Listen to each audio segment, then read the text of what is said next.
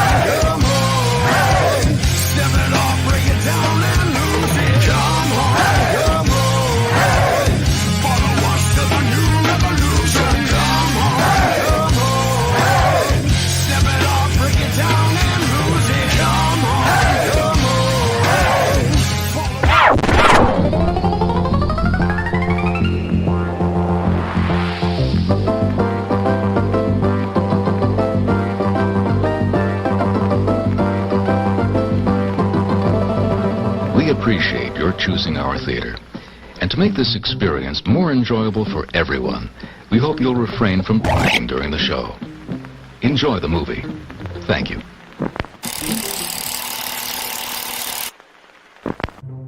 Everyone thinks because you're a zombie, you don't know good coffee. Well, they're wrong. We have very active lifestyles. It's not all wandering the countryside aimlessly or scaring passing motorists. And we all love a good cup of joe. And there's only one brew that gets my seal of approval. Deadly Grounds coffee is my guilty pleasure. Bold, robust, delicious. It's coffee that can wake the dead. With over a dozen different roasts and flavors, Deadly Grounds can satisfy the most finicky of coffee addicts. The aroma is so intoxicating. It brings all of my neighbors out of the woodwork. Deadly Grounds coffee. Coffee to die for and zombie approved. It's good to get a little deadly. Use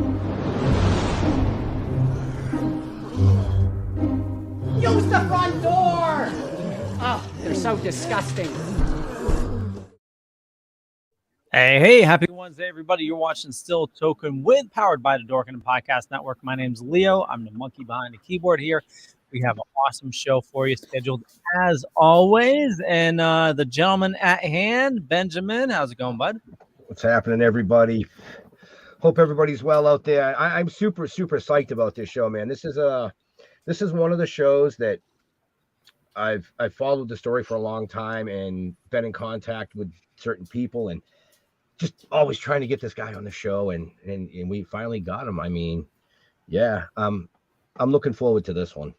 Hell yeah. Jeffrey. Peace. Happy Wednesday, everybody. Yeah, I've been looking forward to this too. This is fucked up, man. This is fucked up. And I'm looking forward to hearing his side of it. I want to hear his story. I want to know what the fuck went down. So wait. I got a question for you and Leo real quick before we introduce him. And I just got to ask this. And either one you can answer first. What would you do if you were wrongfully accused of murder, and especially the murder of your loved one? I'll answer that first, because it would be my duty to make fucking heads roll. Okay. Yeah, it was just a curious question that I've had. You know, I mean, yeah. I don't know how else to answer that. Yeah. Yeah, that's a tough one to answer. It's you know me, I roll with the punches, but it's just like something like that is you know, obviously you're totally distraught beyond repair, but then you know, just somebody attacking you at the same time, you know, kicking you when you're down. It's just right. I don't know if I could handle something like that. You know, you never know what's going to happen. No, you never know how you're going to react. And it was just a curiosity question. I mean, I don't want to postpone bringing our guest on because this is what it's all about. But it was just something I wanted to ask. Right, well, bring him on. Go ahead. Bring him on. Let's bring him on. Let's bring on Russ Faria. Did I say that right? You said it correctly, sir. Very good. Absolutely. So, welcome. You know, it's been a long time coming to finally get you to sit down. And we know why. But we want to thank you, first of all, for taking time out of your busy schedule to join us and tell us a little bit about your story. Yeah, and before we get into that, just real quick, for everybody watching or listening to us right now, just post in the comments, and if you have questions, obviously there's going to be a bunch of questions tonight, so get them in the comments, and we'll get to them as best as we can. And there we go. I noticed we got a bunch of people watching, so just wanted to lay the groundwork, you know, just there we go. Okay, you done now? I'm done. So, yes, Russ, the first thing I want to ask you is, I want to go back and just tell us a little bit about who you are, the person you are, and touch upon your life before this, just real quick. Before everything started. Before it started, yeah. What'd you do? Okay. What'd you like? I mean, you know, what'd you do for work? I mean, just real quick. I just want to know a little bit about who you are before this. Right. Well, I basically was middle class IT worker. You know, I worked for a large firm locally and worked from home. You know, just normal schmuck, just trying to make ends meet and take care of his family and whatnot. And husband, dad, yep. Yeah, try and be all of those things. And then we were smacked in the face with cancer, which I'm sure most everybody out there knows of somebody or has somebody close to them that is, you know, suffering from that disease. And it's not a fun one to have. And then it became terminal. And we were dealing with all of those things. Right. Yeah, and it took some time to deal with, but you know, we were still making it. You know, we were having a positive attitude and just doing what we did, Right. living a normal life of average American family, with two kids and a dog. So, the cancer thing, I mean, that slapped you in the face. And then lo and behold, you literally got kicked in the balls. Yeah. On You know what I December mean? 27th. Yep. December 27th. Right. Yep. Do you want to tell us what happened on December 27th? Well, December 27th was a normal day like any other day. I worked in my home office because I worked remotely. And again, I'm kind of a normal schmuck, and I'm a geek. So I like computers, and I like playing role-playing games, D&D type games. Oh, look at And that. I had a normal... Leo's got a new best friend. It's all good. Go ahead, Russ. I'm sorry. I have some fans out there that like the game too, so it's more or less a reason for friends to get together and hang out and get high. Right. And that's what we did on a weekly basis on Tuesday nights. I could go over there and have a good time and then go on home. My wife, Betsy, had stayed the night at her mom's the previous evening. And originally, I was scheduled to give her a ride home on my way home from hanging out with my buddies. However, she let me know that a friend of hers, who's now infamous, named Pam Hupp, offered to bring her home, which I thought was a little strange initially because, I mean, the woman lived 30 minutes from where we did, so it would be an hour round trip out of her way. But okay, if you want to do it, go ahead. And friends can be I friends. went out at my friend's house. Right. Right. I went out and hung out at my friend's house, and of course, smoked a little marijuana and watched a couple movies, and then headed home. Stopped and got a sandwich or two on the way back to the local Arby's because once you smoked a few, you get the munchies. Right. Yeah, and I guess after that, even Arby's is acceptable. Nothing wrong with Arby's. Oh boy. Sorry, it's quick and it's easy. Right. Fast. But anyway, I headed on home from there. And upon arriving home and entering my house, I found my wife brutally murdered. Now, kind of back that up. I didn't realize she was brutally murdered at the time. If you ever run across a scene like that, especially if it's a loved one, you're not going to take too long to investigate it. No. Right. And you're talking about a person that was suffering terminally from cancer, a person who had depression and had threatened suicide on numerous occasions. So I jumped to conclusions, as a lot of people may, and I thought she had committed suicide. And I did what everybody is taught to do since the time you're a little kid, is I called 911. And I guess that was, is what you're supposed to do, but it was probably my first mistake in the whole matter. But anyway, I wanted to get the police there. They're the guys that are supposed to help you. Right. And once they did get there, I was escorted aside and eventually taken down in the police station for over 36 hours of questioning, and then taken to a polygraph, which to this day I couldn't tell you if the machine's on or not.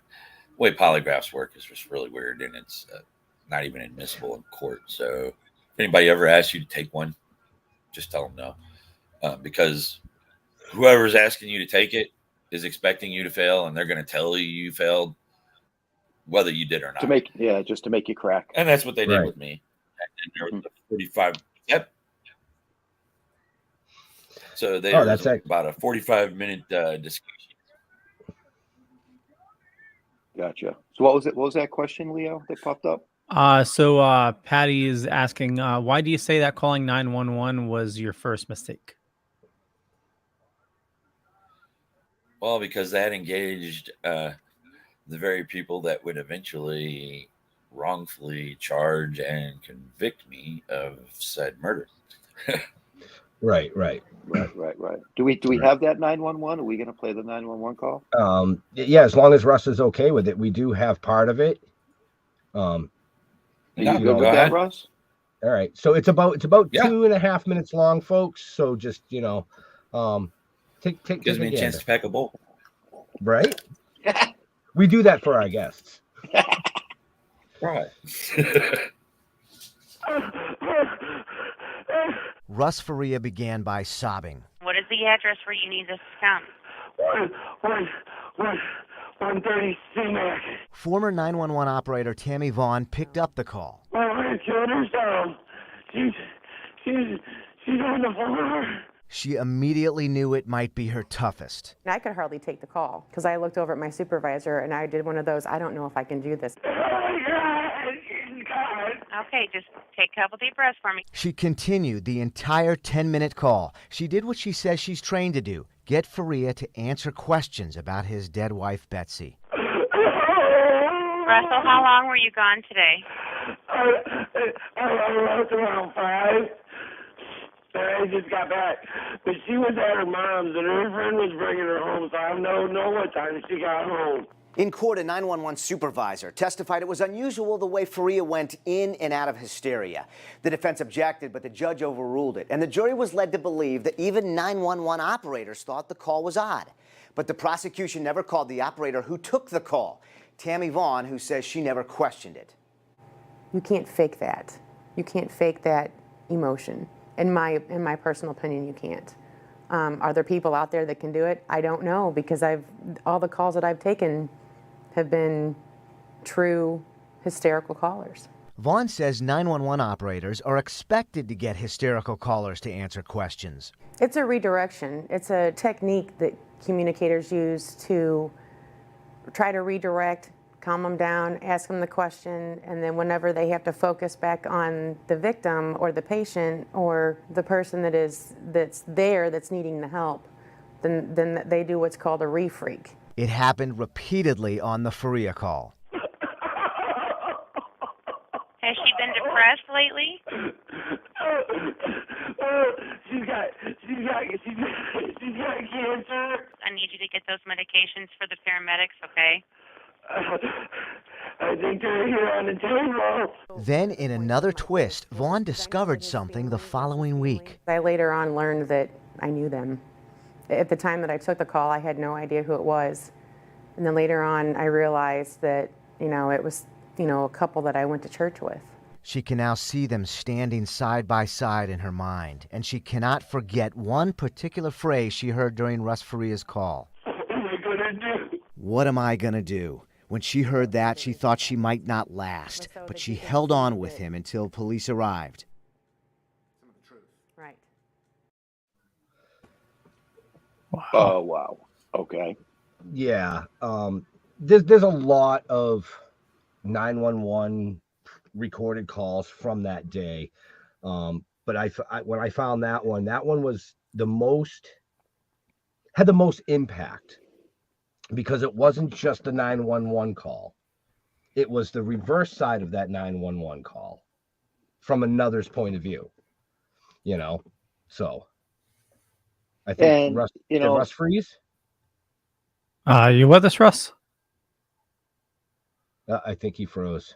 Yep, he froze. He's frozen in time.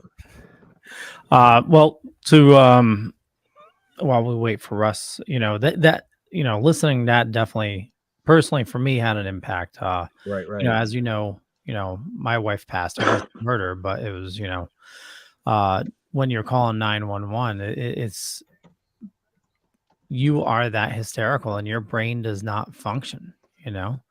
It's the operator just telling you what you need to do, and just you're going to take any bit of information in just to try to because you have no idea what to do. Like your mind is absolute mush. Oh yeah. Well, that's what the operators, that's what they're trained to do, is to try to defocus you as well as focus you. Well, right. Which may sound like an oxymoron, but that's what they have to do. I've had to call 911. Right. Yeah, it's definitely a scary situation, no matter, you know. You know, but to come home and find that situation, yeah, I don't think anybody would know what they would do, what they would say in that kind of a situation. So, Maria, Yeah, I saw that. yeah, we'll bring this up when yeah, as soon as we can Russ get him back. back in. Yeah, totally. yeah, he was having apparently something with the stream. So, but he will be back. Yeah, totally. Well, we have a shorter one, the 4-minute one. Do you want me to play that while we wait? Which one's the 4-minute one? It's the third one. No, I want to wait till the end. Okay.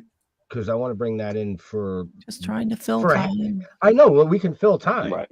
Okay, You know? so for those of you out there that may not know it, I watched it on, or I am watching it on Hulu. Yep. Okay, and that's The Thing About Pam. The Thing About Pam. It's me, Pam. Oh my Okay. god. Yeah. So. Yeah. It was aired. Pam. Yeah, it was aired on NBC originally. It's actually led to a best-selling book called Bone Deep.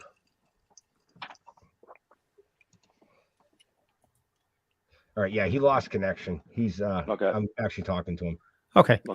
I mean, stories like this, and Jeff definitely want to hear about it because I haven't had a chance to watch it yet. It's on my watch list. Yeah.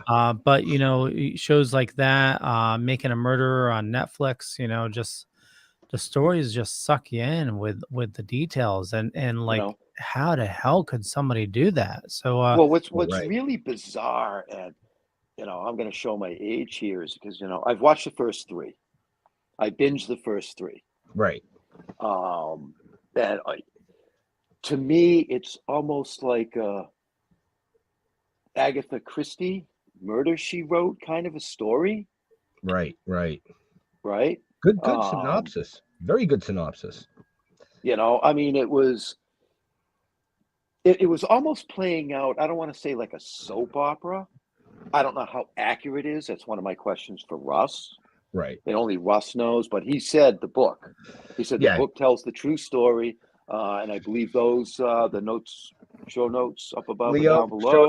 Yeah. Right? So definitely check show notes up above or down below, depending on where you're watching. I feel like John Travolta every time we do that. Never mind. Well, you're the only one who really does it. So. Hey. Don't you have someplace else to be today? No, I want to talk to this dude. Where is he? Oh, I thought maybe you should have been on vacation or some shit. No, I only do that a couple of times a year. Yeah, so he's definitely trying to get his connection back. If you want to play the second one while we wait, I know it's like 6 minutes long. Yeah, but we can cut it after 4 if he comes back in. Yeah, I'll cut it as soon as he gets back. All right, yeah, play that second. The Pam Hupp story you will not see anywhere else. Fox 2 has captured years of exclusive video. Better back off. And has the only interview. Did you kill Betsy? Hupp was the last person known to see Betsy Faria alive. Is she breathing at all? Faria was found stabbed to death 55 times, a steak knife left in her neck. Police focused on Betsy's husband, but Fox 2 had nagging questions. Why didn't Betsy pick up those calls? It would take criminal investigators years to catch up with Fox 2's reporting. We've done more investigative work than the initial investigators. It took Hupp's murder of a disabled man to finally catch the attention of authorities. They could have saved 2 lives. We'll show you where Hupp is today and what's next in the new murder charge she faces. Tonight, the real truth about Pam Hupp, an exclusive Fox Files investigation. I've spent more than a decade in a relentless pursuit of the truth. The story now a TV show, book, and talk in homes across the country. We were here from the beginning. 11 years ago, inside a Lincoln County home, Betsy Faria was dying of cancer and didn't have much time left. So why did someone stab her over and over again, leaving her to die on the floor? The more we learned, we kept coming back with questions about a woman named Pam Hupp. Russ Faria, the only suspect in his wife's murder a decade ago because of Pam Hupp's accusations. Hupp claimed she was his wife's best friend. Everybody calls her one of Betsy's best friends. And there's probably a dozen people that she would have considered her best friend over Pam. Pam was a friend, and that was it. Imprisoned for more than 3 years, Faria often thought he would spend the rest of his life locked up for a murder he did not commit.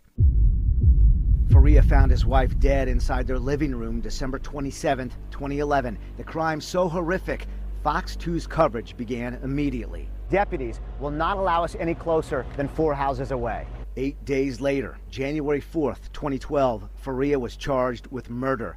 It was clear Pam Hupp was the prosecution's star witness. Fox 2 wanted to know more about her and obtained this first exclusive video of her, November 2013. It was Russ Faria's murder trial, and Fox 2 was the only media there. That coverage was very crucial in raising people's awareness. In this case, the 2013 murder trial revealed a key fact the jury never heard. Not only did Pam Hupp insist on driving Betsy Faria home the night Betsy died, Pam Hupp was also the only beneficiary of Betsy Faria's $150,000 life insurance policy. Jurors were never told about the life insurance because that evidence was suppressed by a judge. Russ Faria's attorney Joel Schwartz told us that information was so explosive, it was enough to charge Pam Hupp with Betsy's murder. Appoint me as a special prosecutor and let me prosecute the right person, and I'll guarantee you a conviction. That $150,000 life insurance policy signed into Hupp's name 4 days before Betsy died. Only Fox 2 was in the courtroom when jurors convicted Russ Faria. Schwartz dropped his head in disbelief. Faria made the long, slow walk to a jail cell where he remained for years. It could have been the end of the story, except for nagging questions we had for Pam Hupp. It was January 2014, shortly after Russ Faria's conviction. We got a surprise we still marvel at to this day. Pam Hupp spoke to us at her doorway for nearly 30 minutes. Interested in following up at all? You said you might talk to me that first day of trial. Not right now. Yet she kept talking in a rambling 30-minute conversation on a cold January day. One of our key questions involved 3 phone calls Betsy failed to answer. These were important calls Betsy was expecting from her daughter. Why didn't Betsy pick up those calls? The calls at her house? They had asked me, and I said I don't recall her getting calls while I was there. I was in the area still trying to get out of Troy at 7:20. Hey, there he is. And that's what got her. Well, I mean that not what got her, but that, no, that was a big thing. That was one of the big things. So, yeah, after watching that, which you lived, and what we just played, I don't know if you caught it when you came in. Was part of the Fox story about Pam, part 1. So yep, I got it. It talked about how certain things were suppressed by the judge during your trial. Kind of tell us a little bit about that, if you don't mind. Well, the judge and the prosecutor just so happened went to school together, and the judge was a new judge, and so I guess she kind of listened to whatever the prosecutor told her to do, no matter what case precedent or the law actually said. And my attorney was, as I've described it many times by now, was more like a boxer with one arm tied behind his back. Mm-hmm. Well, he couldn't present evidence that should have been presented. Right. Exactly. He wasn't allowed to get into the insurance evidence at all. He wasn't allowed to cross-examine Pam Hupp the way he should have been. Mm-hmm. And those things all led to me being convicted.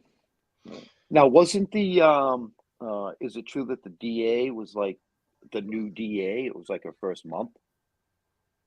It was her first major case, yeah. Okay, all right. Because that puts a lot of pieces together. Right. What new judge and new DA want to lose their first case?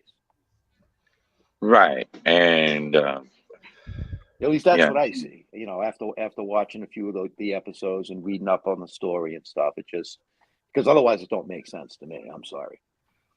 No. Well, she was a very ambitious political type, I guess, and there's all kinds of things you can talk about that woman. She's got absolutely no scruples or ethics whatsoever. She's still a judge? The judge is no longer a judge, and the prosecutor was also voted out, and in the same election a few years ago. Okay. However, the prosecuting attorney is still practicing law, even though she's had numerous bar complaints against her. Wow. Well, hopefully the judge is flipping burgers somewhere at a dive bar. I'm just saying. She should be doing push-ups off a steel cart.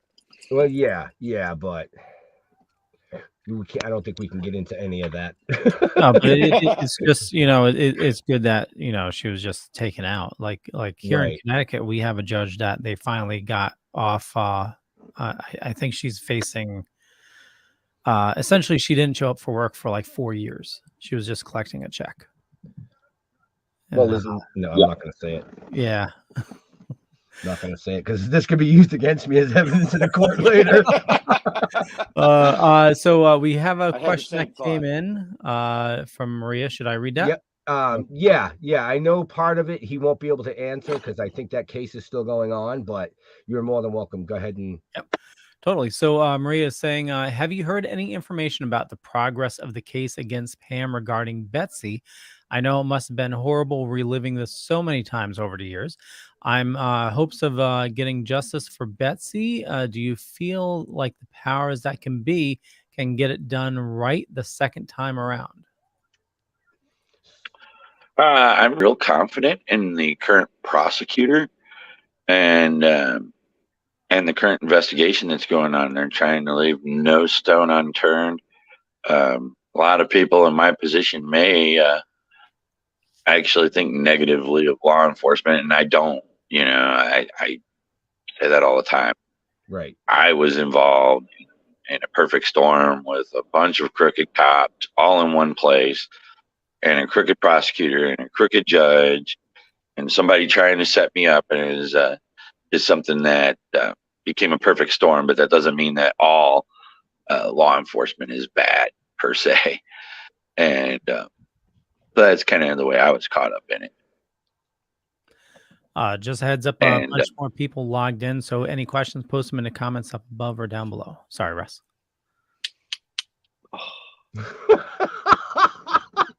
We're going to get one question, one answer, and then a freeze frame of the three of us.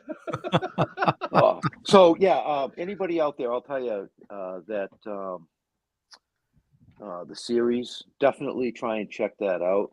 It's, like I said, I don't know how accurate it is. Oh, he's back. I'm back. I love it because it's like one question, one answer. Russ disappears to pack a ball. Well, we had an influx of people coming in, so it's just, swamped the system. I apologize for that, Russ. Oh, no worries. No, I mean, there's a ton of people watching, which is good because this is what we wanted. We want this story to be worldwide, man, to let people know that, even after being railroaded and serving time, that you still feel the way you do about first responders and law enforcement. That, there are some bad apples, but that doesn't mean that it tarnishes the entire thing. Right. So that was right. I mean, like you said, it was a perfect storm. Yeah. And, if you put 100 people in a room, I guarantee you that there's going to be a percentage of them that aren't going to be good guys. And there's going to be a percentage of them that are going to be good guys. Right. So, I mean, you have a group of law enforcement, and this was a small town, kind of one of those good old boy systems that you always hear about. And that's what happens when you get caught up in that. Mm-hmm. Kimby had an awesome question. So she says, you skip Jeremy's. Is the judge facing any repercussion? Yeah, I asked that. Yeah, we answered that. Yeah, Did we we? answered that. Off the bench. Oh shit. Sorry, I was high. Go ahead. The judge Jimmy is not. Jimmy had a question as well. Sorry, Russ. Oh no, what's up? What's Yeah, so Kim B is asking, I heard a lot of people thinking that the thing about Pam was making light of the situation. How did you feel about the show? Good portrayal or making a mockery? Well, a lot of people thought, well, they're trying to make this into something funny. But if you watch the show, the way that they portrayed people, the people that they made you laugh at were people that acted ridiculously in real life. So okay. So the So as far portrayal as was good. accuracy, yeah. So as far as accuracy, what would you give it? 70%? More than that. I mean, there's nothing in there Okay. that wasn't true. Okay. There are just Okay. things that could have been more elaborated upon. Right. You know, they're And they trying to dramatize. squeeze 10 years plus into a 6-hour miniseries. They dramatize things. I mean, They it says it was dramatize based big on time. true people and true events. So, and that goes into if you want a very accurate and detailed story and description of everything that happened, go out and get the book Bone Deep, Untangling the Betsy Faria Murder Case. Right. Right. Yeah, I don't know if you were here or not here when I said that it reminded me of it was kind of like an Agatha Christie Murder She Wrote kind of a story. The show is. You know Oh, what I mean? yeah. I'm showing my It's age very there, similar. but you know what I mean? They just kind of played it out like that, but Kim's asking, good answer. Thank you. Are you still here in O'Fallon? I am still here in O'Fallon. Awesome. Very cool. somebody Jeremy read the book. had a good question too. Yeah, Patty says the book was excellent. Just finished it. And for those of you looking to learn more about the book, I do have links in the show notes up above or down below. Let's see. Chad says, hey, Russ, do you have anything to do with the belief patterns of the cryptozoology things on Earth? No idea what. I should have read that. Well, that's a hell of a good question. Let me see. No. That came out of left field. Jeremy had it. Oh, sorry. Go ahead. I have called one of the detectives in my case monkey or Neanderthal on several occasions, and I believe he is the missing link. So, yeah, I guess your answer. Okay. You damn That's Sasquatch. awesome. And that answer is a Still Toking with first. So you answered this earlier, but I just wanted to tackle this a different light. So Jimmy says, good question. Why the bad move to call 911? You did answer that earlier. But a follow-up question is, with somebody, obviously extremely rare, but somebody in sort of like a case like that, what would you recommend that they do? Oh, well, call 911. I mean, that right. But I mean, there's not much else you can do. I mean, but when you do call 911, just bear in mind that you're probably going to be a suspect. Yeah. Which I knew that. Right. Absolutely. That I was going to be a suspect. But for a very long time, I was under the impression I was trying to help the police until they started accusing me. Mm-hmm. Right. So Jeremy was asking, how did you push through each day while incarcerated? It must have been horrendous knowing that you're innocent and stuck in this, godforsaken, jail. What made you survive each day? Well, I am self-proclaimed the biggest mama's boy out there. And so the thought of getting out to see my mother eventually was one of those things. I also am a Christian individual, so a lot of believing in God and praying to God and reading the Bible type things and listening to music. There are some things you get while you're in prison, while you're locked up. Listening to music is something that can get you through a lot of bad times. And then,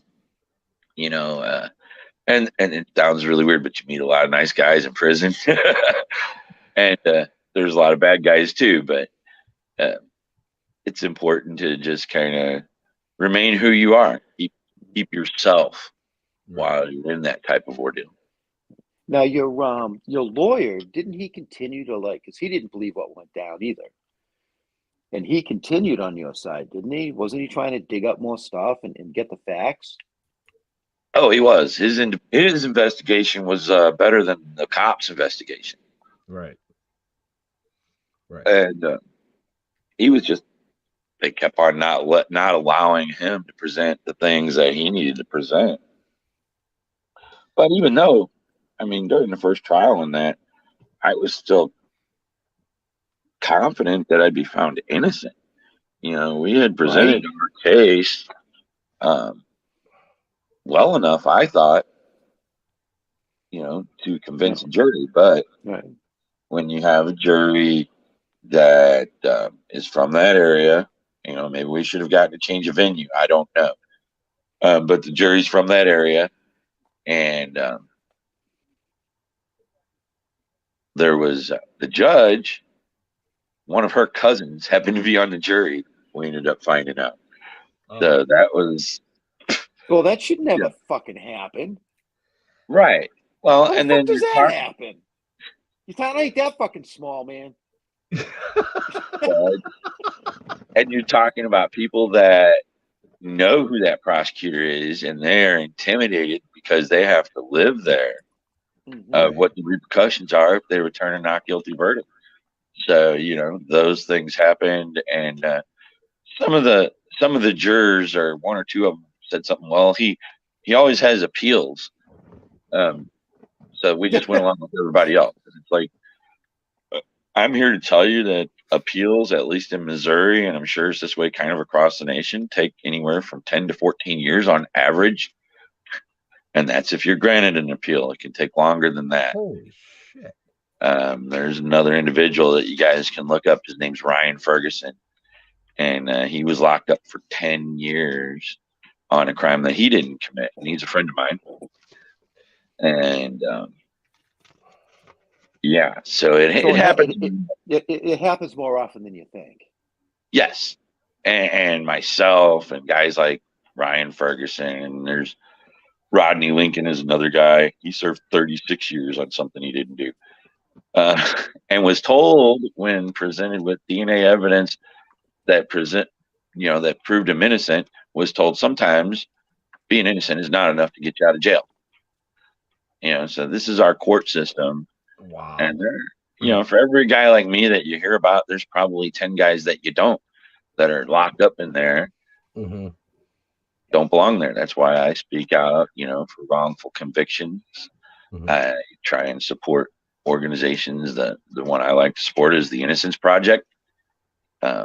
They do really great things with helping innocent people get released. And I also talk about, I don't know, you guys have probably heard the term, but a lot of folks might not have. It's called prosecutorial immunity.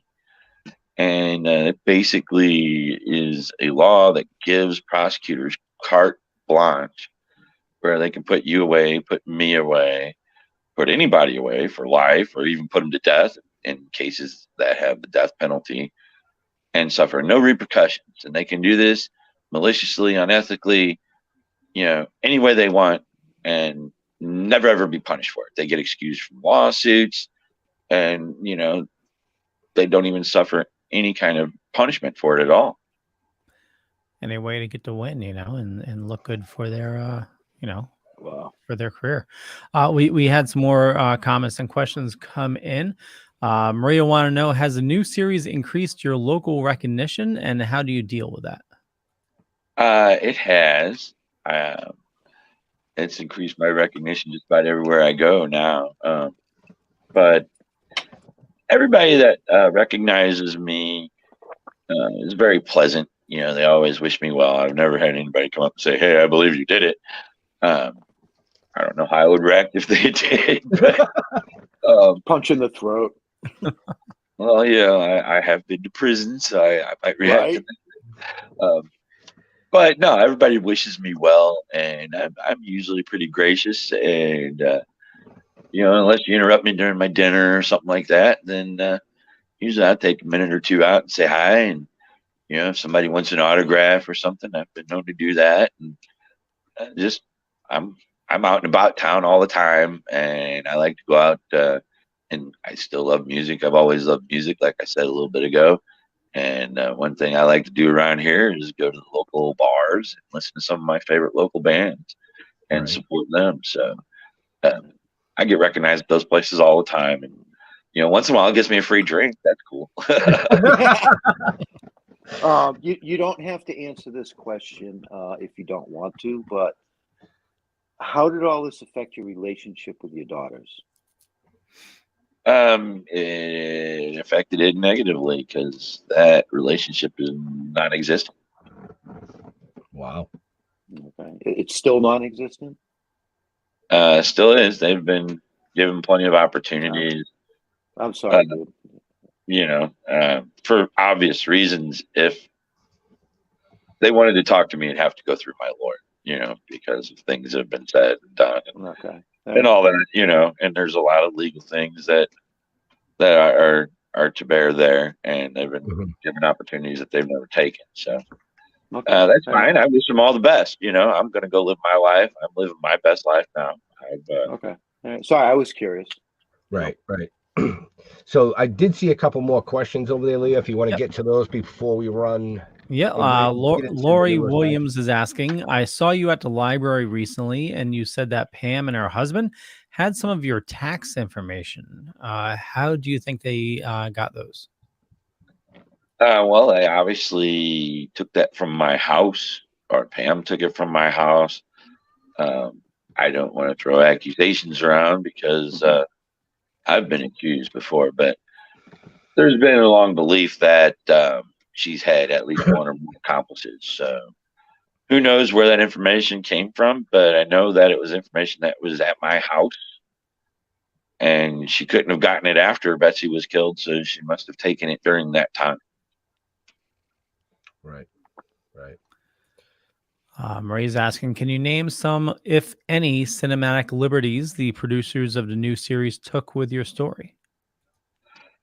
Well, there were, characters that were condensed into different characters. You might have 2 or 3 people that were condensed into one. For instance, Kathy Singer, the Dateline producer's character, she never got involved in this story until after I was convicted.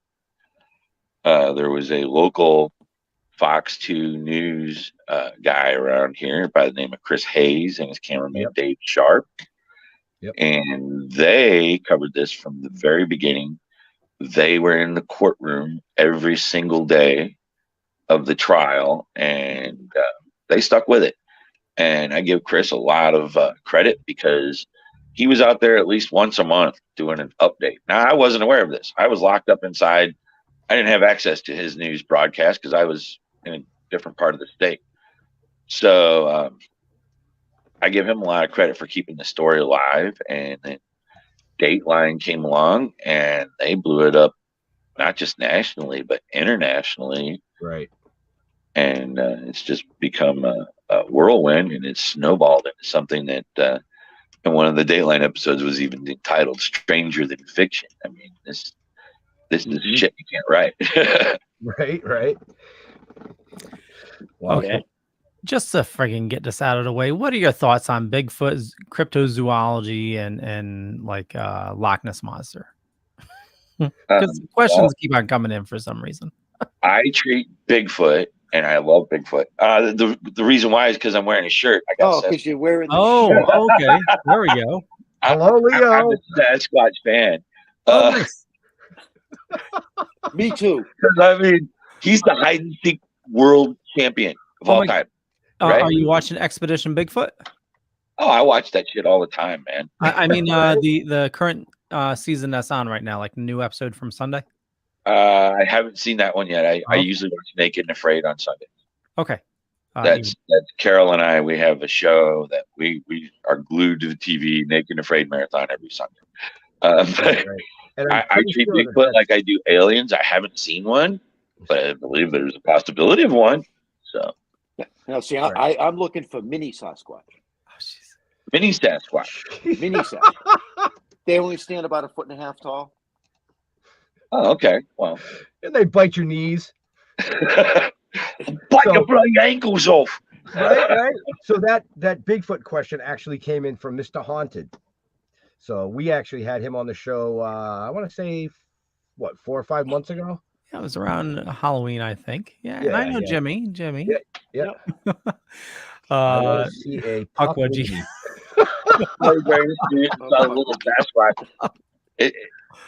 It's actually, if I were to zoom in on it, it's from a place called Oh, nice. Big Dick Salty Seaman. Hey, and that place is located in I was just Johns there. Pass in Tampa, Florida. I was just there 3 weeks ago. Oh, I bet Right you around were. the corner. My wife didn't even want to go in the store. Oh, Salty Dicks. Oh yeah, it was a trip. It's a great place. Awesome. They have a sister store up here about an hour or two away from my house, and it's on a lake of the Ozarks, and it's halfway in the inlet, and so it's called Big Dick's Halfway In. Yes. No shit. Yes. That's awesome. But just real quick on the Bigfoot thing. Do you I would recommend, if you don't have it yet, Discovery Plus. It's a new streaming service. I think it's going to be merged in with HBO soon, but yeah, it that has the Expedition Bigfoot, but there's a ton of paranormal shows on there. Yeah, those are great shows. Oh yeah. So he said, like Russ said, he's glued to the TV watching Naked and Afraid with Carol. So in case you folks out there don't know who Carol is, we're going to give you a little taste, and then we're going to come back and we'll get into that side of his story. So Leo, if you want to play that third clip there. Third one. And just real quick, there was a crossover with Naked and Afraid and a ghost show. Oh, I thought you were going to say with Bigfoot and Dick. No. Naked and Afraid, they had like Mini one of the Sasquatch.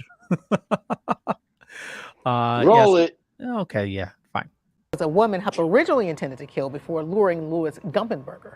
Yeah, and that kind of led to basically her fall. So kind of walk us through how that's connected. That was a clincher in solving this case. It was 6 days before Pam Hupp shot and killed Gumpenberger. She drove to an O'Fallon, Missouri trailer park where she found Carol Alford. Tonight, we're hearing from her for the first time. I sat there and I listened to Tim Lomar tell me his version of how he thinks I was supposed to die that day. Talk about leaving you numb from the neck down. It's hard, you know, you make jokes about it, whatnot, but you sit and you think about, she was really gonna kill me. August 10th, 2016. Carol Alford was on the porch with her dog when Pam Hupp drove by. It was captured on this surveillance video. She waved. I was like, okay, waved, you know, thought maybe she was new in the neighborhood, and she drove down the street, came back, and she just pulled up behind my driveway, and she just sat there and she was just staring at me.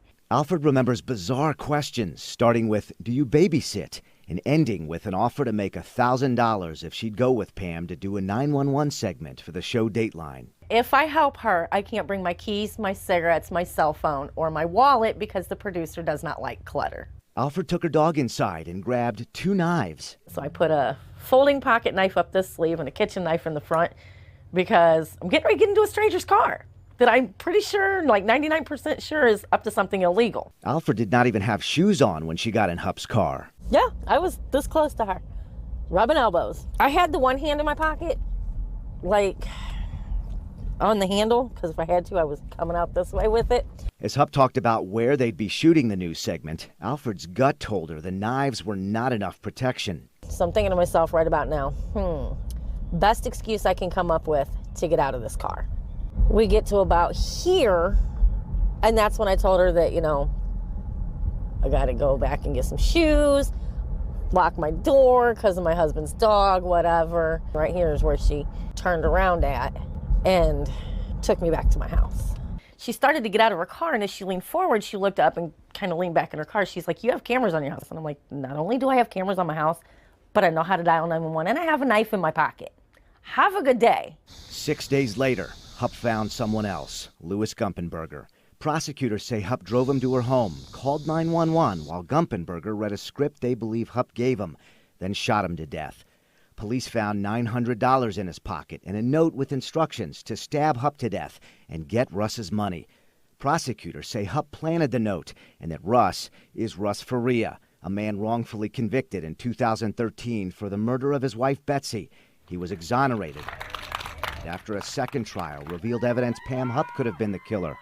Hupp was never charged with Betsy Faria's murder in Lincoln County, but St. Charles County prosecutors say she was feeling the heat and that she plotted killing Alfred and Gumpenberger to convince people Russ Faria was the bad guy. Knowing what I know now, that me getting in her car that day and trying to see what play out and figure out what she was up to helped put her behind bars for Lewis's murder. I'm glad for that, and I wouldn't do anything any differently. She fears Hupp might have gotten away with killing her because of where Hupp said they were driving. She said, we rented a house over behind the shops in Lake St. Louis. She found out later Hupp was referring to this house. It's Russ Faria's mom's. Prosecutors told Alfred what Hupp had in store. That she was going to have me make a false 911 call to the cops and implicate Russ in my death and leave me dead in his parents' front yard where he was apparently living at the time. It was hard to breathe. To think I was supposed to be laying in that yard dead. I've covered Pam Hupp for more than 6 years now, generating dozens of investigations that have led us to where we are today. You can follow all of these stories by looking for this report when you open up the Fox 2 app. For the Fox Files, I'm Chris Hayes. So that's fucked up. I'm going to urge everybody to go to that app and do some research behind it, because that's what I've been doing for the last couple of years. Well, it's the last year in like 4 months. I didn't watch the series. I've actually followed it, and she can join you. No, she can join you. This is the good part of the story, folks. Right. This is the good part of the story. That's why we let in with that. So now I'm embarrassing for red. What? Just a little. So, I mean, can she hear us? I can. Yes. All right. So I want to ask you a question. Just real quick. We just watched what went down and see where you guys are now. Tell us a little bit about how that happened. I want to hear it from her side, Russ, because guys always lie. They always lie. They're like, oh man, it was like we went out drinking and I showed her like 9.5 inches, and that's bullshit. I want to hear it from her. He tells it very well. Actually, his friend Rich, that was missing from his game night, the night that his wife was murdered, was my neighbor across the street for 11.5 years. After she killed Lewis, I had a security detail with the police department for a week.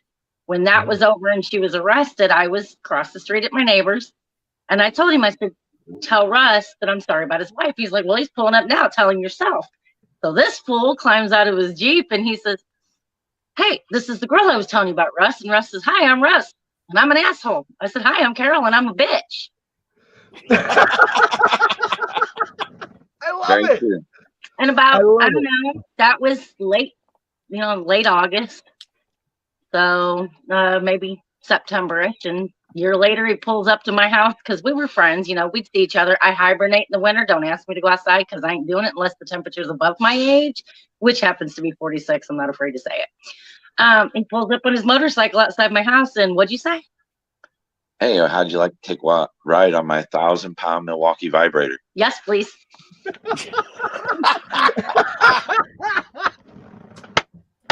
And well, then she jumped on the back, and I showed her why they call it a 1,000-pound Milwaukee vibrator.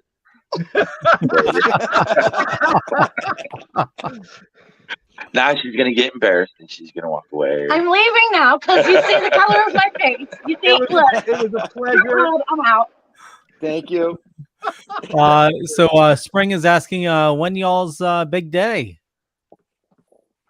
Haven't exactly decided yet. Kind of waiting for all this media attention, everything to die down, because wedding is a special thing, and so I don't want it to be an afterthought or something I'm trying to squeeze in between going to this convention and talking or or going and doing this interview or that. I want to have some time set aside to do that and make it special for both of us. We both deserve that. And Vegas or something like that. Oh, he's gone. He's There. back. I'm here.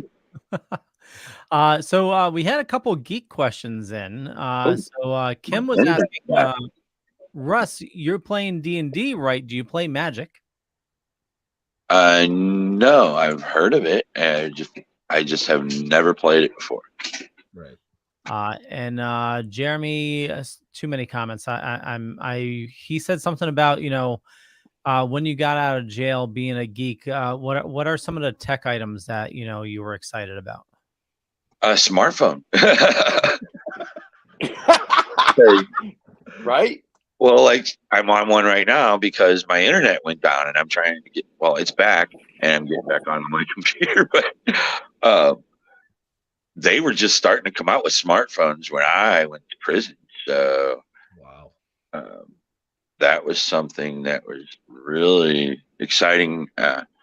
When I got out, it was 2015, and a friend of mine gave me a hand-me-down phone because they had the newer, latest, or greatest phone, and I got an iPhone 4. And even in 2015, an iPhone 4 was old. It was wasn't very fast, but it could do some stuff that I didn't know a phone could do anymore. Right. It was new to you. Yeah. Right. And I can just imagine, somebody that's been locked up for, I was locked up for 3.5 years. And I can only imagine somebody like Ryan Ferguson for 10 years. The guy lost his 20s, literally. Right. And, or Rodney Lincoln, the guy lost 36 years. So I was pretty lucky in that respect, because like I said earlier, the average time for an appeal in the state of Missouri is 10 to 14 years. I was looking at that at least, and if that were the case, I would still be in there right now, but we got what's called a Mooney motion. And that Mooney motion, I was only the third person in the whole history of the state of Missouri to get that. So that was something kind of a big deal. Yeah. Yeah. What's a Mooney motion? Basically, it states that if there's new evidence that comes in, that if it would have made a difference during the original trial, then I'm trying to enter through my computer. That's okay. There we go.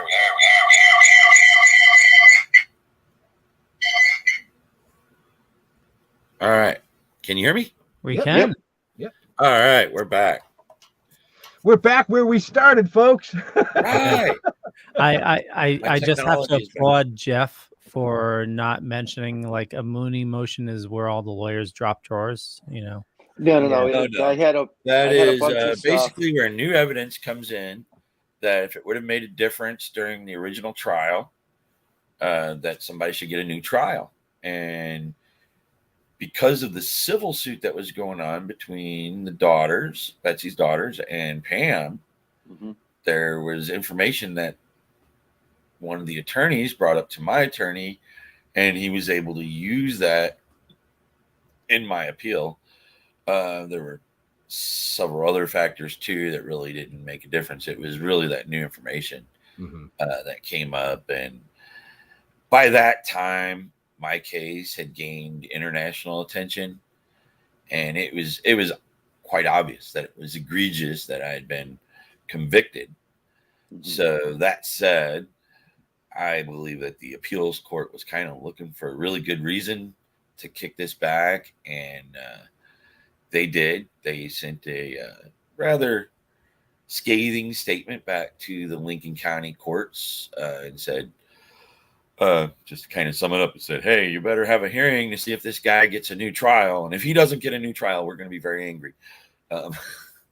Right. And so as soon as that happened, the original judge, because now it's been a couple of years gone by, she knows that she's been seen out and about in town with the prosecutor.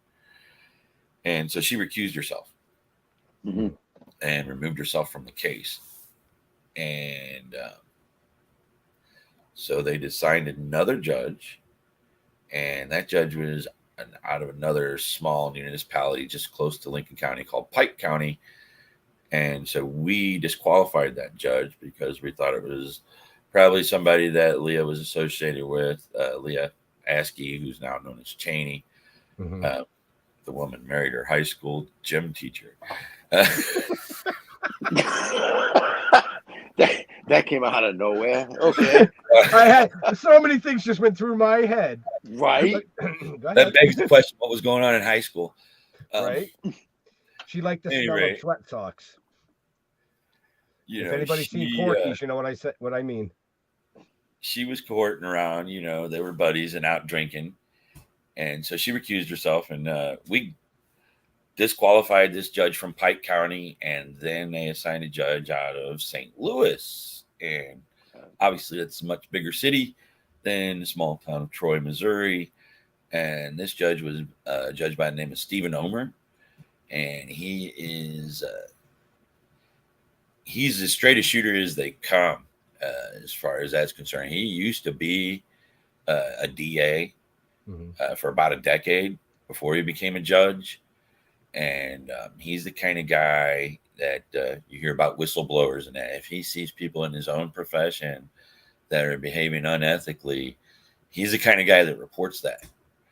And so we were like, oh, we got a great judge here. My lawyer from St. Louis, Joel Schwartz, knew the guy's reputation and says, this is the guy we want. And so he became our judge. And we had a hearing, and he was very troubled by everything that came up in just that hearing alone, and said, okay, this guy gets a new trial. And Leah Askey at the time, she was more concerned with the reason that I was getting a new trial wasn't something that was also documented, that she was having an affair with one of the lead detectives on the case during the case. So she was more concerned with that wasn't being the reason than anything else. And the judge said, that's got nothing to do with it. You guys did it wrong the first time, and we're going to do it again. And let's go ahead and schedule that. And so they did. And wow. That's just, yeah. I'm kind of speechless at that. Well, yeah, I mean, I'm running like scenarios through my head of different, I mean, just the bizarre shit through this entire story. Oh, yeah. I mean, it's fucking bizarre. Right.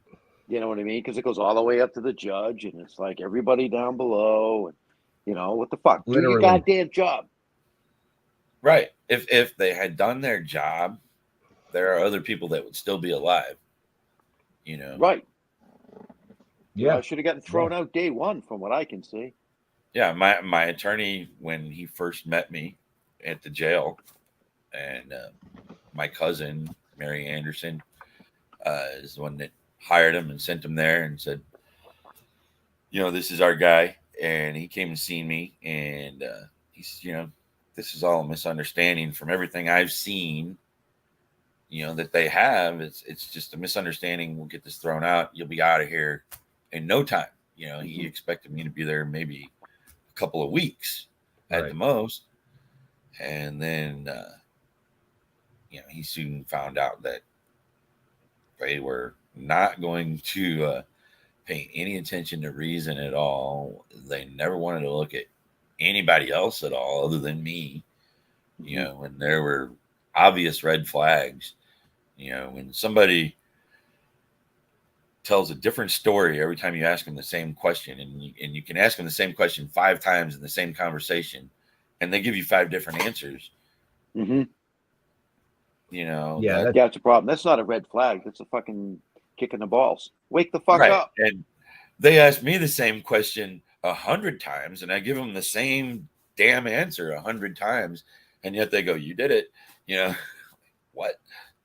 Right. Yeah, and for our viewers and listeners, you can find a lot of those tapes through that Fox app. So they do have some of those interviews with Russ. So I urge you to check the show notes, Leo. That would be up above or down below, depending on where you're watching or listening to us. And if you're watching the Hulu show and you want to learn more, definitely check out the book as well, which Russ has definitely informed us that it has it's more accurate information, you would say, right? Well, it's more detailed, more accurate. More detailed. There's no names that have been changed. There's nobody that's condensed into one or two, one character with 3 people that were actually doing that. So you see a lot more, and Charles Bosworth, the principal author on it, is such a fantastic author. He's written several best-selling novels. A couple have been turned into movies, in fact. Right. And he has such a way of bringing you right into the moment of whatever he's reading about. I mean, you will be there emotionally. Everybody that reads the book, strangers and friends alike, tell me that they can't get through the book without saying "what the fuck" every other page. Right. And, well, I've been saying that every 3 or 4 Watching minutes. the show, I was like, what the fuck? All here, Right. And if you follow any of the date lines, there's been 6 of them now. That's a record. Tracy's asking, are they investigating Pam regarding her mother's death? It's the cause of her death has been changed to questionable or unknown instead of an accident. But unfortunately, and I'm sure they would love to, but there's not really any hard evidence. They didn't have any camera footage. It's just all hearsay, and there's just not enough hard evidence that they would be able to convict her with, unfortunately. Wow. Obviously, she did it. That's everybody's opinion, and to me too. But can I say that beyond a shadow of a doubt? Would a jury say that beyond a reasonable doubt? No. A defense lawyer as good as Joel, or maybe even not as good as Joel, would have a field day with a case like that. Right. So kind of like how yours should have gone. Yeah. Because he should have had a field day, but they should have gotten thrown out day one. Right. But the second trial was a lot different.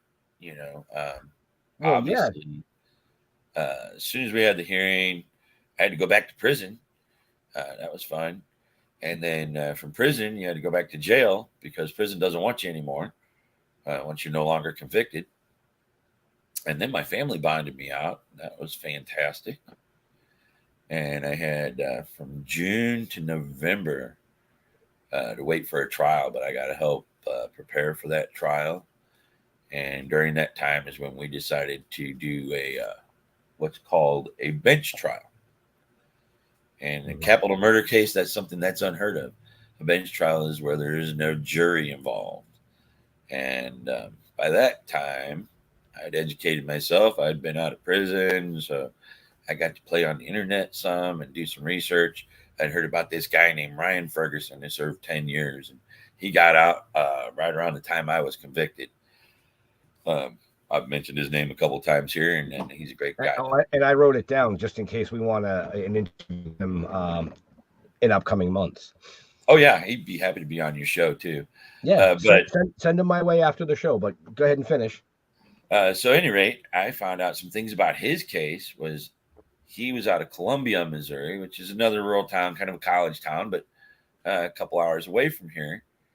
And he got a change of venue. So that's where they bring in a jury from somewhere else. Mm-hmm.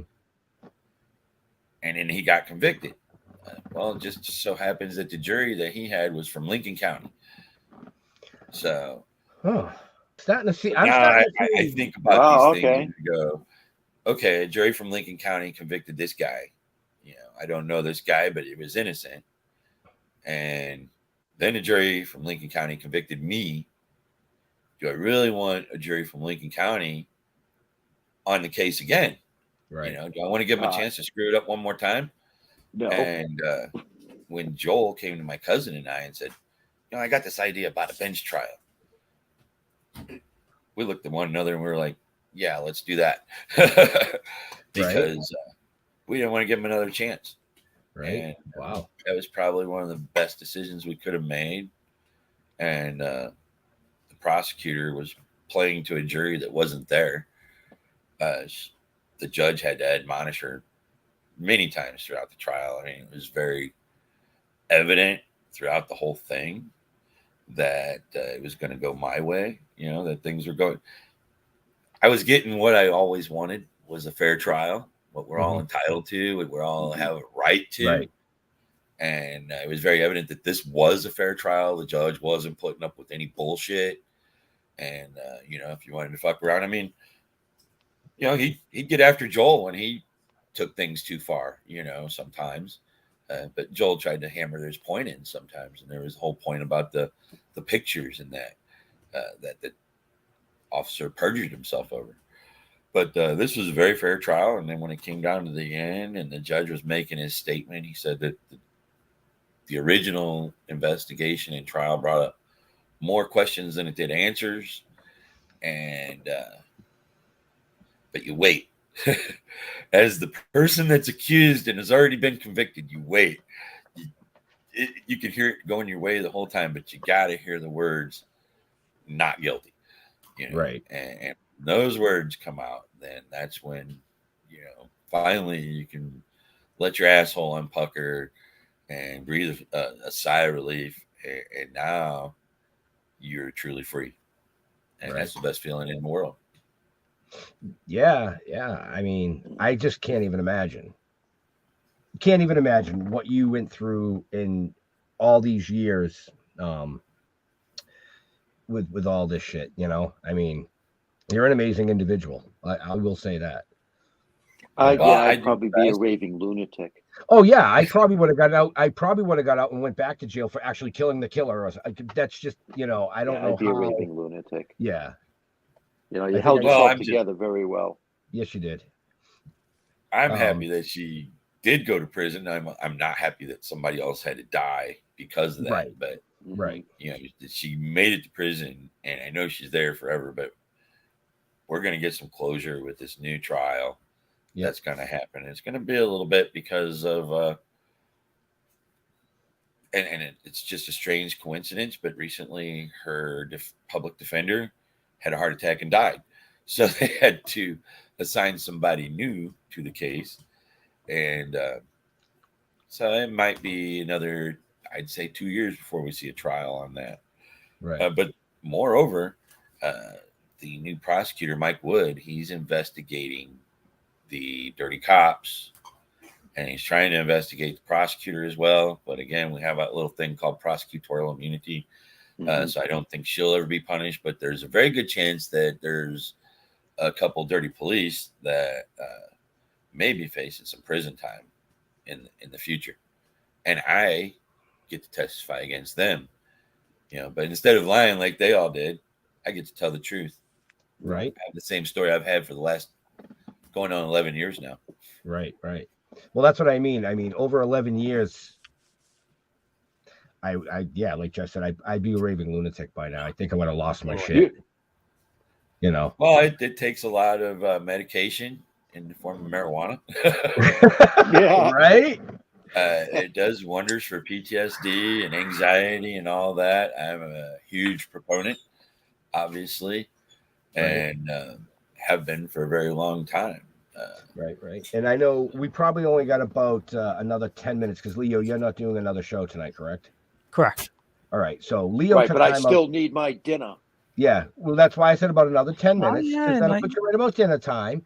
So, I want to go back to just real quick when Carol was on and you said how you guys met and you talked about your motorcycle.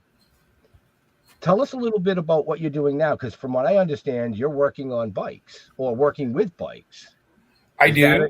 Is that a newfound love, or is that just an old passion that it's still there? I've always been kind of a motorhead. You know, I grew up in the 70s and 80s. So I'm 52 years old now. So I grew up in that era when you had some pretty cool hot rods and shit. And I had uncles and friends and cousins. I come from a large Italian family, Italian on my mom's side and Portuguese on my father's. But, you know, we were always around hot rods and that. I always thought motorcycles were cool. And I, you know, ride dirt bikes and shit around. And I've always had a passion for it. And, you know, before I got locked up, I bought my first Harley Davidson and fell in love, met some of those folks. In fact, made some really good friends that are my friends today. You know, one of them happens to now today, shortly after I got out of prison, opened a motorcycle shop. You know, and it was something that he always done on the side in his garage, you know, for years, and had a dream of opening his own shop. And he came up with an idea for basically a Jiffy Lube for motorcycles. You roll in there and you get your oil changed or your tires changed and roll on back out. Called it All Lubed Up Cycles, and opened the doors about 6 or 7 years ago. And that was around the time I was getting out. And, we were getting reacquainted. You know, I've been away for a little while. And I said, you know, hey, man, you need some help around here. You know, I can help you out. And he had some people come and go, you know, but one night we were at the bar listening to some music and that, and I knew he just had somebody leave on him. I says, you know, I don't know everything there is about motorcycles. I know how to turn a wrench, and I learned shit really quick. And I know about computers and shit, so I can help with that type of stuff, the office work. And, you know, I'm dependable. I show up. Right. That was the problem he was having, and that's the problem that people have everywhere nowadays. Is getting somebody that wants to show up to work. And I'll show up every day, and then, you know, so he says, okay. I said, pay me whatever you think is fair. I don't give a shit, you know. But I was in a position that way. I'd want a lawsuit. So, you know, I was in a position that, you know, I could help his struggling business start off. Right. And you know, it pays off in the end. And we've become even better friends. We're the best friends today. A gentleman by the name of John Morgan. And he owns All Lubed Up Cycles right here in St. Charles, Missouri. And I'm the guy that runs the books and does a lot of the sales, but I go out there and turn the wrenches too once in a while when that's needed.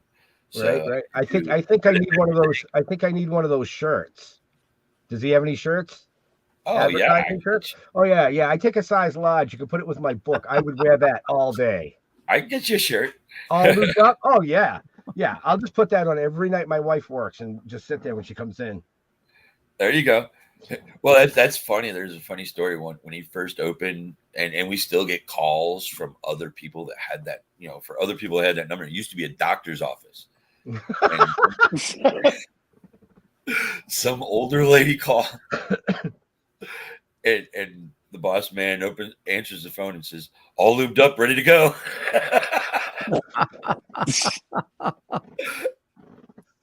And her reaction was just hilarious. The story that he tells about it is just fantastic. Oh my. The next you're going to say was a proctologist. Might have been. I don't know. Holy shit. I got a geek question for you. When you worked IT, what type of work did you do? I did mainly tech support, but my formal education was in network engineering and security. Nice. I was waiting for that question. I've been waiting for that question since the beginning of the show when he said that he was into IT. I saw Leo's eyes just go. Whoop. Yes, he's wow, that got me a good guess. And I bet he even likes Doctor Who. Actually, I do like Doctor Who. I haven't seen a ton of it though. Oh, you gotta watch all the new Doctor Who. Yeah, because I watched first couple. The first thing I liked about you was your last name, because your last name is the last name of one of Doctor Who's companions. Yeah. I'm like, Pond. I like the name. And this is where our show goes from all the story to the geek side, folks. And we're down with it. It's always good to geek out every now and then. Yeah, no, I mean, we say it all the time. Everybody's got a geek in them. And it doesn't matter what it is. It just so happens. The guy's wearing a Sasquatch shirt. He plays D&D. So don't, you know, I was going to say, man, maybe sometime if we're up in Missouri, we'll have to hook up for The back of the shirt has a picture of Sasquatch, and it says, "You know what they say about guys with big feet." Turn around. Let me see that. I want to see that. All right. Yeah, they can only get halfway in. Can you see it? Yep. Okay. Thank you. Nice. So I got a little fun networking story for you. So I used to work for an ISP, and I used to manage DNS and mail servers, and but we did a lot of networking, and so we had somebody that was trying to quote a project for us to run internet to an island that was I think it was about 2 miles off coast.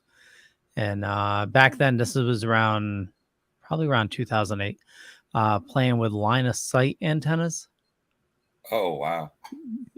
Those were really cool. So the first test project was I had an apartment across the river, which was about a mile away. So my boss gave me this big antenna to put out the window, and I just aimed it towards the office. Got free internet for a while. Can you hear ET with that, Leo? I worked for Enterprise Rent-A-Car, and their headquarters right here in St. Louis, and their National Reservations building is just a few miles away from where their headquarters is, and that's what they use is line of sight antennas. And oh, nice. When you drive through that area, your cell phone drops. Your Sirius XM drops because they're killing everything with their signal, but it's just for a second and then your shit comes back on. Yeah. Oh my. Very cool. It's fun stuff. Hey, I'm not downing it. You know, when the apocalypse happens, we know that CBs are the only thing that are going to work. So, oh yeah, right. I've really I've been practicing smoke signals. Oh yeah, well those will work too. I've moved over to the wrong people. Who knows? Nice. Well, Rich Davis said you guys are hanging out amazing guests. We try. You know, that's the beauty of the show because you never know who we're going to have on week to week. You never know, and what the story's going to be. Yeah. You know, this, like I said at the beginning of the show, I was super psyched for this one. I've been following the story for quite some time, in contact with Russ behind the scenes. And it just, we had to wait for certain things to play out the way they played out to be able to come on here and hang out and virtually smoke, you know, and shoot the shit and talk about some serious stuff and some not so serious shit, you know? So no, it's all fucked up shit. Well, it's a fucking train wreck. Oh yeah, we're a fucking the whole train thing wreck. was a fucking train wreck. Oh yeah, he was railroaded from the get go, man, and that's no pun intended. So oh no, you're right. You know, and it's how I got to where I am. But had I not been through all that, I wouldn't be able to do what I'm doing today. You know, and trying to fight to raise that awareness for folks. You know, that's why I do it. I'm getting ready to, again, like I said earlier, I'm going to Las Vegas. I'm leaving tomorrow. Even I'm going to be there for an event called Crime Con, which is everything about true crime. There's going to be a lot of interesting people there. Interesting talks. I've never heard of like something like that before because we're involved in the con circuit as well, but it's mostly the cannabis, the entertainment, the horror, and all that crap. But right, exactly. I would love to just attend a crime con because I'm one of those people. Your story to me was like one of the most intriguing stories I had ever seen because I watch a lot of First 48, IDTV about the killer next door.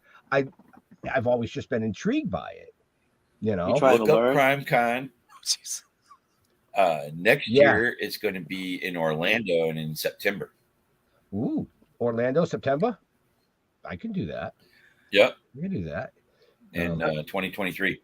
I'll have to check. Well, maybe depends on if we're booked, but I'll have to check into that because I do love following that stuff. And yes, Jeff, I am trying to learn because you know you and I are on the road a lot together.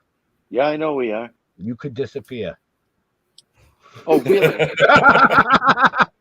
No, I was only joking. Don't use this against me later. Usually I'm driving, so. Well, true, but you do have to sleep on occasion.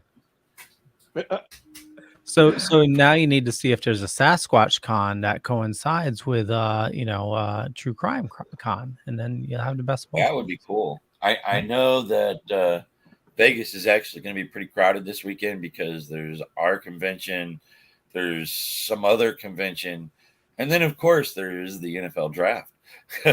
Right. All happening at the same I time. wonder- They're like roads closed, everything. How long are you in Vegas? I leave tomorrow for Vegas. I'll be there until Monday morning. Okay. So if you're out and about and there's a comedy act with the 420 comic, you should check it out. Jeffrey Peterson, he's a friend of ours. Okay. Yeah. Tell me you know the guys from Token with the Dead, man. You know, if I can find out if he's playing, maybe I can hook something up. But, Yeah, you can send me his info. yeah. From what I understand, we haven't had the pleasure of coming out and seeing him live, but we've talked to him a lot, and he's a funny bastard. He's definitely. Well, I know we're kind of looking for something to do on Saturday night because we kind of got a free night.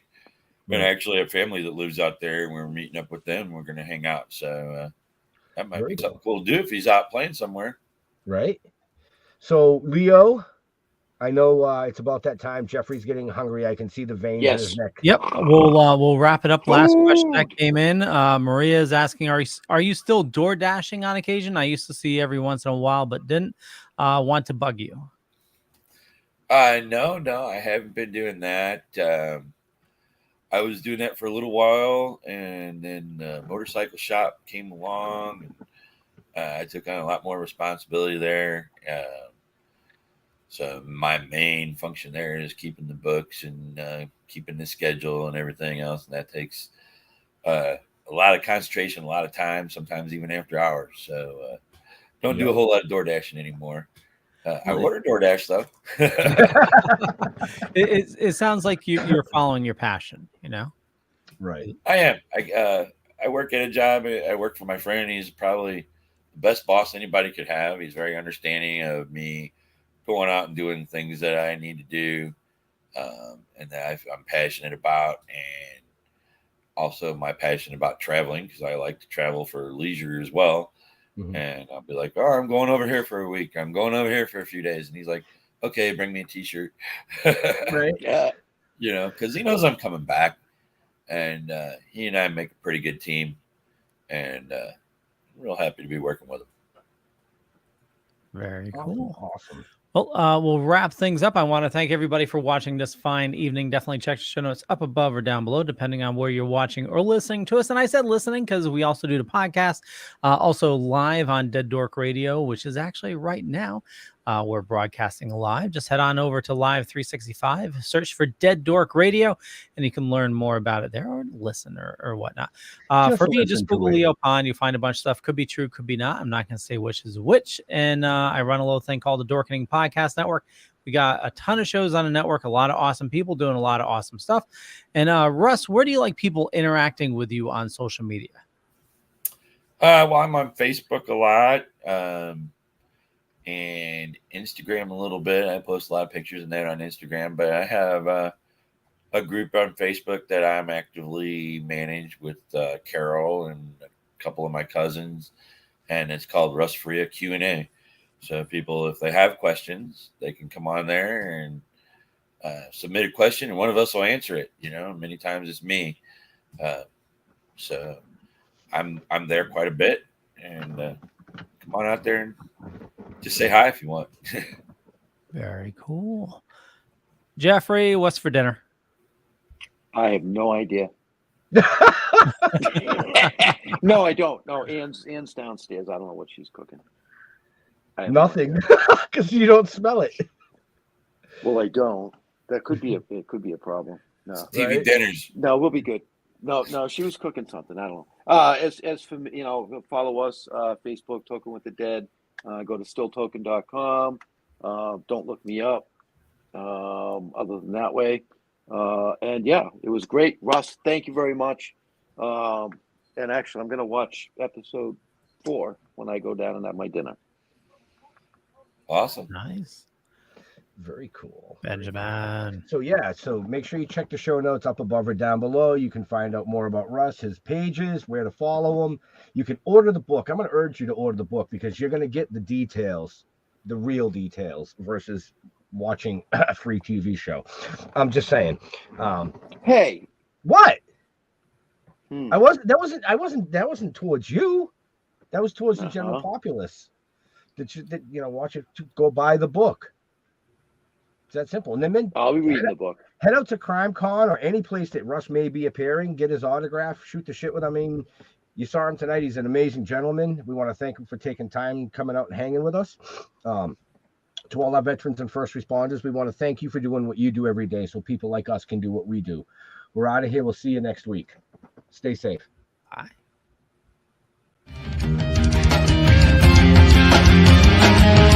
So come on.